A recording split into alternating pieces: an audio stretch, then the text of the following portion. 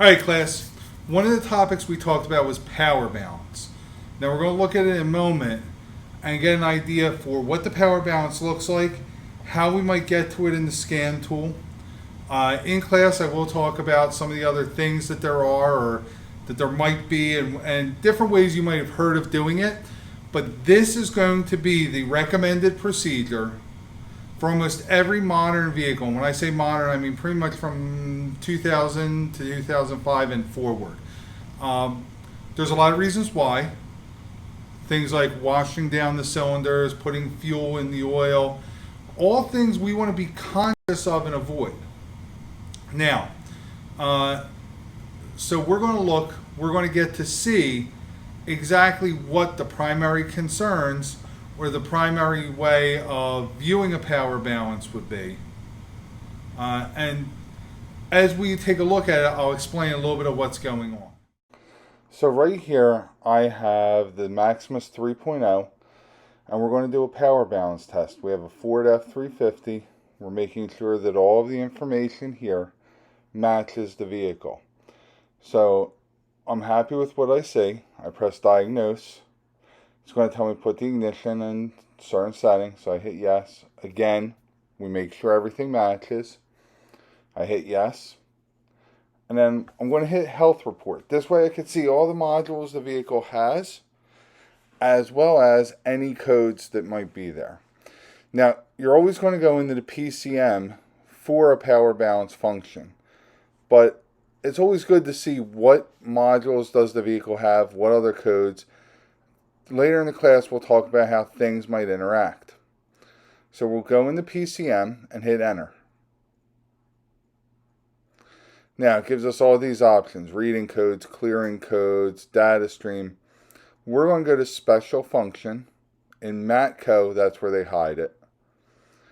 And then you see power balance. Now there's a couple of other things, relative compression and all, but power balance will let us go in. And it gives us all the warnings of how the test needs to be set up.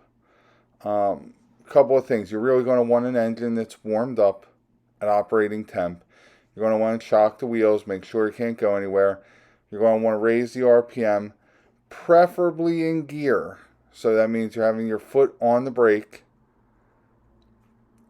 and then you're going to actually hit the throttle and raise it. So you see everything it says. We hit OK. And here's what it's doing. If you see, it's giving us a layout of all the cylinders. It tells us the engine speed. And it gives kind of a ghost trace.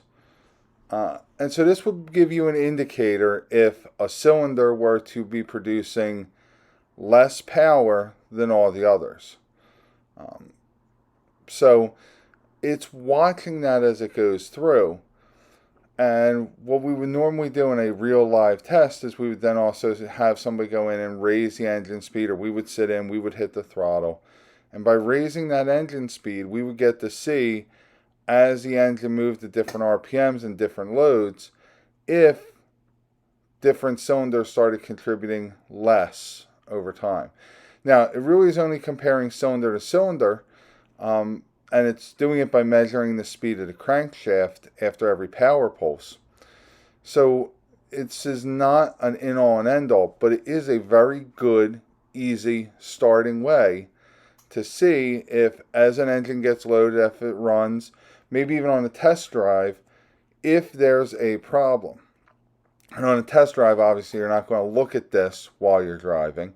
You're going to hit record and drive around, so that when you get back to the bay, you can review your results and see exactly what is going on.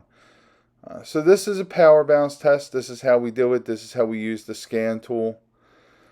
That is going to be the recommended procedure. I'm going to tell you. Now, I can't promise that every vehicle will give it to you through every scan tool. But if the scan tool gives you the option, this is how we want to do a power balance.